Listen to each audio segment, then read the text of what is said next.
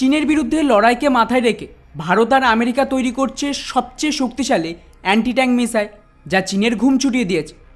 তো পাল্টা চীনের তরফ থেকেও ভারতের বিরুদ্ধে নেপালের সাথে একটা বড় ডিল সাইন করছে, যা ভারতের জন্য ভবিষ্যতে বিরাট বড় একটা থ্রেট তৈরি করবে। অন্যদিকে এরই মাঝে ওদিকে ইউরোপের তরফ থেকেও চীনের ওপর মোটামুটি 19টা কোম্পানিকে ব্যান করে দিয়েছে। আর তার সাথেই কিভাবে এর বদলা নিতে চীনের সেনাবাহিনী তাইওয়ানের ভেতর ঢুকে পড়েছে, সবটা জানবো আজকের এই ভিডিওতে। তবে তার আগে অবশ্যই আমাদের চ্যানেলটিকে সাবস্ক্রাইব করে আমাদেরকে সাপোর্ট করবেন, এবং যদি আমাদের এই টপ 5 সিরিজ আপনাদের পছন্দ হয় তো ভিডিওটিকে লাইক করে শেয়ার করে দেবেন। তো বন্ধুরা, আমাদের প্রথম আপডেট রয়েছে চীনকে নিয়ে, যেখানে ইউরোপিয়ান ইউনিয়নের তরফ থেকে একটা দুটো নয়, একই সাথে চীনের 19টা কোম্পানির ওপর স্যাংশন লাগিয়ে দিয়েছে, যাতে এরা না ইউরোপ আর না আমেরিকাতে অপারেট করতে পারবে। ইউরোপিয়ান ইউনিয়নের দাবি অনুযায়ী চীনের এই সমস্ত কোম্পানি সিক্রেটলি রাশিয়া সেনাকে সাপোর্ট করছিল হাতিয়ার তৈরিতে।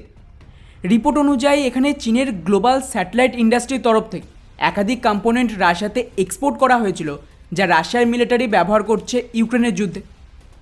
এর সাথেই রাশিয়ার ওয়েগনার ফোর্স চীনের কোম্পানির সাথে $30 মিলিয়ন ডিল করেছিল দুটো স্যাটেলাইট ব্যবহার করার জন্য, যাতে এই ইমেজকে কাজে লাগিয়ে ওরা ইউক্রেনে অ্যাটাক করতে পারে।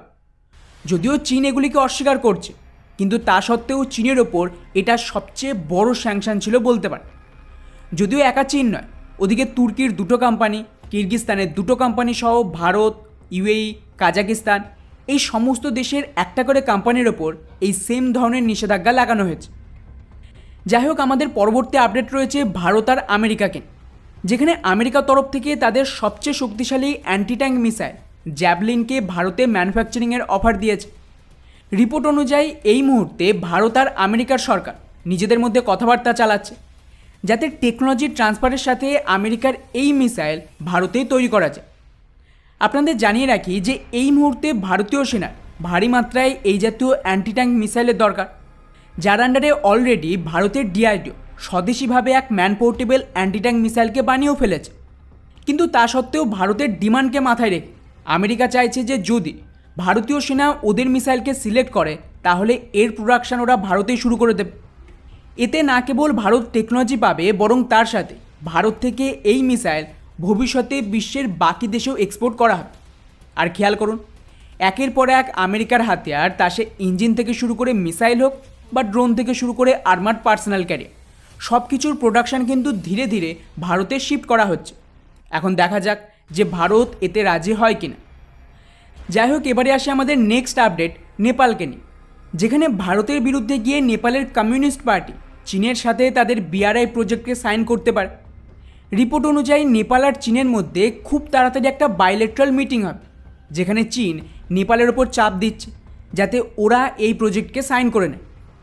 2017 সাল থেকেই কিন্তু ভারতের কারণে নেপালের সরকার এই প্রজেক্টে সাইন করতে রাজি ছিল না, কিন্তু এখন নেপালকে ঋণের জালে ফাঁসিয়ে চীনের কমিউনিস্ট পার্টি এই প্রজেক্ট নেপালে শুরু করাতে চাইছে, যেটা কিন্তু ডিরেক্টলি ভারতের জন্য বিরাট বড় একটা সিকিউরিটি থ্রেট হতে পারে।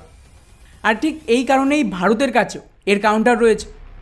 যেভাবে ওরা ভারতের বিরুদ্ধে গিয়ে চীনের হাতে নিজেদের পোখরান এয়ারপোর্ট তুলে দিয়েছিল, আর তারপর থেকেই এখন এই এয়ারপোর্ট রেডি হয়ে গেলেও এটা কিন্তু কোনো কাজেই লাগছে না।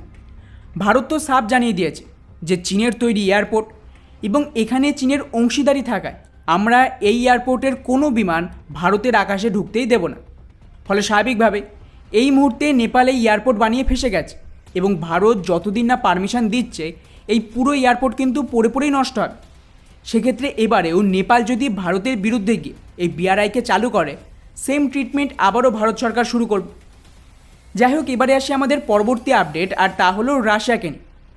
ইউরোপিয়ান ইউনিয়নের তরফ থেকে হালেই রাশিয়ার ওপর আরও অতিরিক্ত নিষেধাজ্ঞা জারি করেছে, যেখানে এবার টার্গেট করা হয়েছে রাশিয়ার এলএনজি গ্যাসকে। কিন্তু বন্ধুরা, ইন্টারেস্টিং ব্যাপার হলো এতে কিন্তু রাশিয়ার খুব একটা লস হবে না, লস হবে অ্যাকচুয়ালি ইউরোপ। কারণ গোটা ইউরোপ এই এলএনজি গ্যাসের উপরেই নির্ভর করে। অলরেডি রাশিয়াতে স্যাংশনের ফলে একাধিক ইউরোপিয়ান দেশের রিসেশন শুরু হয়ে গেছে, ইকোনমি নেগেটিভে গ্রো করছে। এখন এই পরিস্থিতিতে রাশিয়ার গ্যাসের ওপর আরও স্যাংশন লাগালে ইভেনচুয়ালি কিন্তু গ্লোবাল মার্কেটের যে গ্যাসের দাম সেটা আরও বেশি বেড়ে যাবে, আর ইউরোপে এত বেশি পরিমাণে ইনফ্লেশন তৈরি হবে যে একে ঠেকানো এক কথায় অসম্ভব বলতে পারে। অর্থাৎ সোজা ভাষায় ধীরে ধীরে ইউরোপের দেশগুলো আমেরিকার চক্করে নিজেদের ইকোনমিকেই বরবাদ করে দিচ্ছে। এখন দেখা যাক যে এই স্যাংশনের ফলে ভারতের ওপর এর কতটা প্রভাব পড়ে। যাই হোক বন্ধুরা, এবারে কথা বলা যাক আমাদের শেষ এবং সবচেয়ে গুরুত্বপূর্ণ আপডেট, আর তা হলো চীন তাইওয়ানকে নিয়ে। যেখানে তাইওয়ানের সরকারের মতে আচমকাই চীনের সেনাবাহিনী তাইওয়ানের ভেতরে ঢুকে পড়ার চেষ্টা চালায়। রিপোর্ট অনুযায়ী মোটামুটি 15টার কাছাকাছি চাইনিজ ফাইটার জেট আর বিমান তাইওয়ানের আশপাশে ঘেরাও করার চেষ্টা করছিল। এর মাঝেই হঠাৎ করে প্রায় 8টা চাইনিজ ফাইটার জেট তাইওয়ানের যে নর্থ সাইডের বায়ুসীমা সেখানে ঢুকে পড়ে। এছাড়াও চাইনিজ নৌবাহিনীর যে যুদ্ধজাহাজ তারা কিন্তু উল্টো দিকের সামুদ্রিক এরিয়াতে তাইওয়ানের সামুদ্রিক বর্ডারকে ভায়োলেট করেছে। যদিও এই ঘটনার সাথে সাথে পাল্টা তাইওয়ানের তরফ থেকেও তাদের ফাইটার জেট এবং যুদ্ধজাহাজকেও চীনের বিরুদ্ধে ডিপ্লয় করা হয়।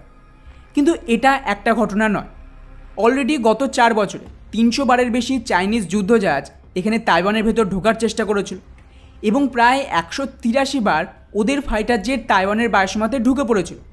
ফলে স্বাভাবিকভাবে যেভাবে কন্টিনিউয়াসলি হামলার চেষ্টা করছে চীন, তাতে যে কোনো দিন কিন্তু দুই দেশের মধ্যে লড়াই শুরু হয়ে যেতে পারে।